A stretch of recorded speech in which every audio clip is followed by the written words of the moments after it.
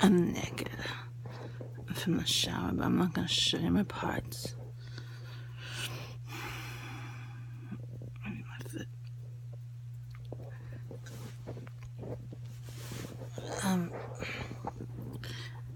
I just want to make this all about you. I've been thinking about you having a baby. I support you in whatever your choice is. But I have some concerns. Not disapproval. Questions. I feel like over the years that Poppy's been with us, that like baby time, toddler time, kid time, that you've been around at highly stressful or annoying, just annoying, horribly annoying times. And I feel like there have been times where you're like, I'm never having a kid. Like, I can't do this. I feel like that's happened, which is perfectly legit, and I totally understand. Those times when you would have said that, I would never have been offended. I know you love Poppy. So, it does seem like this is some biological clock business. But yet, I'm not dismissing that. Like, I know it's like a real feeling and a desire. And that there is urgency, there is the biological clock. And I do remember all those years ago you trying to get Eric to inseminate you, but maybe you weren't as emotionally stable then. Perhaps. But I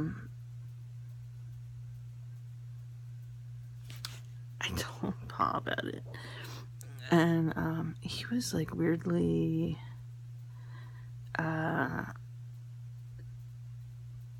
not supportive, not approving.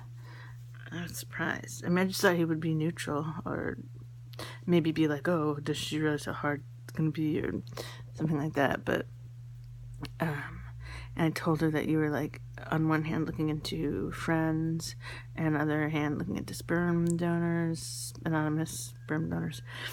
And that, like, that you had thought of Zach, but, like, then you'd be in the same band, and it would be, like, you have this kid. And that the same with you, Paul. I didn't tell, was Paul eliminated due to shortness? I didn't tell him that part. But, basically the same thing, like, that it'd be incredibly awkwardly odd. And you might find that with Dan, too, although Dan's kind of detached. I don't know. I feel like Dan would be better than emotionally. I don't know. Somehow less weird than Zach or Paul. I don't know why. But, so Paul doesn't know that he's been eliminated because of his shortness. So he thinks he's in the running of your consideration. And he freaked me out. He's like, plus, like,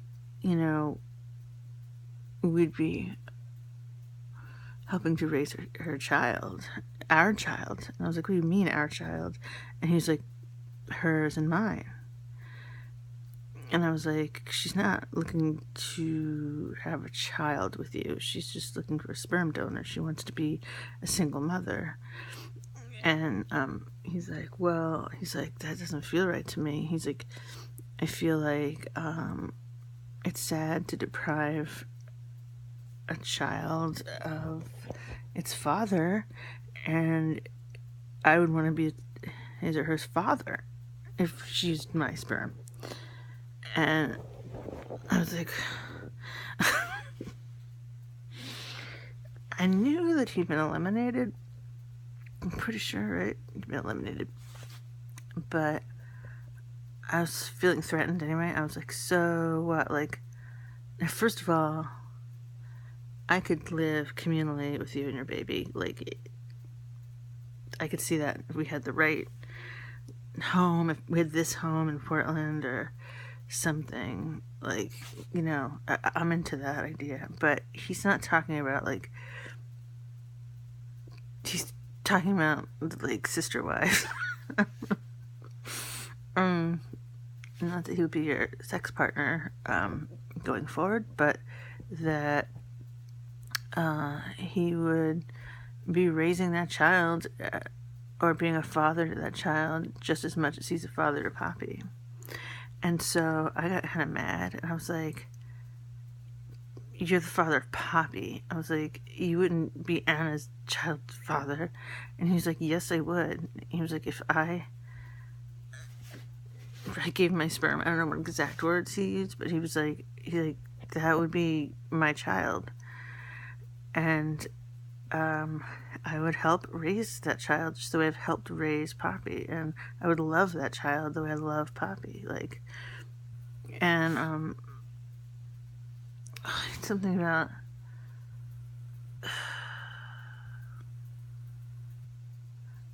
oh god, it's something I don't remember. Like, if you had a boyfriend in the future, the boyfriend could never love the child as much as the real father. And I think that's a case by case basis, individual men and how they are. Like, that may or may not be true around the world, who knows. But he was taking it really seriously. And so I was like, well, I hadn't known about Dan at this point. So I was like, I think she's leaning more toward sperm donor, anonymous sperm donor, just to save this strange awkwardness. And he's like, I don't feel good about that either. And I was like, why? I was like, it's kind of good. It's like, I think you get to pick out traits, and which is kind of eugenics, but you can kind of design your child. And like, there isn't that messy thing that you're talking about where like the scenario that you're imagining us all being in, where which actually could be kind of cool, because Poppy would have like a sibling, sort of. They'd have both kids would have siblings, and 3 parents. It's weird. Anyway, I was like, it would be like less messy. It would be not messy the way what you're envisioning. And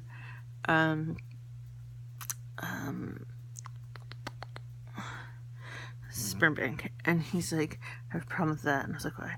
And he's like, because then the child doesn't know her father, and that's sad. And a child needs his father.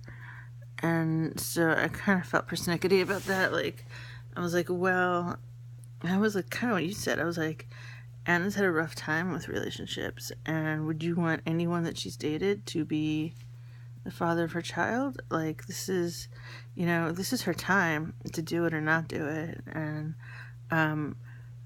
also, by the way, I'm thinking, I was like, you're 40, you're fine, you can have a kid in the next few years, but like, say you met a great guy today, like, it would take time to build that relationship, to have time with that guy where it's just you two, and it's like fun and sex and adventures and getting to know each other and getting to trust each other, mainly you getting to trust him, before you'd want to have a kid with him. And it's like a few years, right? It's not going to be in 1 year. That's one of the benefits of Jimmy, is that you've known him a long time, even though you haven't really been dating a long time. So yeah, Paul was really uptight.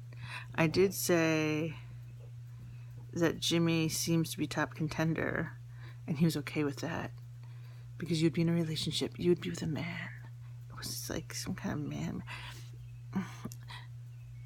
Well, I told you, I couldn't be single mother, and I wouldn't do it if I didn't have a partner. I got mental illness and physical things. So, for me, the choice is a partner. But, that's not the choice for every woman. And, like we were saying today, and I was like, it's hard. It's fucking hard. And then I was like, the sleep debt thing, and you were like, well, Noelle didn't have that. And I was thinking about that, and I was like, it's always something, though.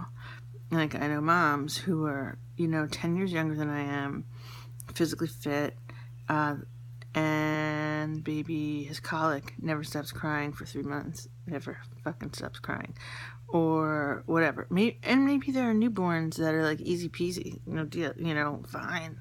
I mean, because those first 3 months are real trial by fire. For most people, I haven't met anyone that didn't have some kind of huge challenge in those 3 months. So I would hope you have a job that has good maternity leave. I don't know. I just had a lot of issues. But I'm not trying to scare you. Well, I am kind of scared in a way. Every phase, Paul and I have talked about, every phase has its like joys and hells. Like, so, and I think the joyful parts keep you going. And so maybe you can handle that. And like, you're physically stronger than I am. You have a lot of energy, and stuff. So those are qualities that I don't have. So I could see you weathering certain kinds of storms that are very hard for me, and therefore you could do it alone. So I don't think it's a terrible idea the way Mr. Old-Fashioned Paul does. I don't think he's being sexist, like the child needs a man in the house, but I guess he feels like mother and father. They're like the two. They're like one. They're sperm and egg. They made the kid, and whatever he thinks. And for the help that the other partner, having 2 partners is easier if it's a good partner. So, yes, all the women in the world that are not partnered well, and what they have to suffer and what their children have to suffer. I think a strong, intelligent, single mother is going to do a lot better than all those women with you in the past, with your past relationships. So, yes, I was surprised by Paul being kind of uptight about it. But he's kind of macho, kind of old school in his surprising ways. And about the hardness of it, Anna, it really is 24/7, and I haven't had to work a job, so I haven't had the experience of juggling the baby and the job. And hello? Are you looking for me? I'm busy. Do you want me to get dressed right now? I'm all done. Okay, and you want to go to your mom's? Yeah.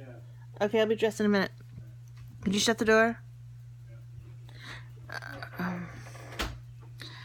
So I haven't had that experience. But I've heard from many people, moms, that it's exhausting. And like, you do your job, but Jacqueline and some women like it as a break from the kid. Like, I'm trapped with Poppy all the time. That's exhausting. So you have your job where you're like interacting with other adults and you're doing something, anything, you're doing whatever, and you've got your education now, so you don't have to have like menial work. So you'll have a good job. But it tires you out. I've heard it from ever so many people. But then the stay-at-home mom thing is like tedious beyond belief, unless you're like high energy, really into crafts, really into adventures. Like, for me, it's exhausting. For a different kind of mother, being a stay-at-home mom is probably wonderful. So, but this has to end now, 14:27. But just really think about it. It really is hard. It's really hard, no matter what like angle you're coming from. Single mother with a job, my position, your physical strengths, your emotional state, like blah blah blah blah. No matter what, at the end of the day, you're with a baby child, and they're on your mind 24 hours a day, and there's no escape, and it's hard to get free time. That's it. I don't mean to offend you. Bye.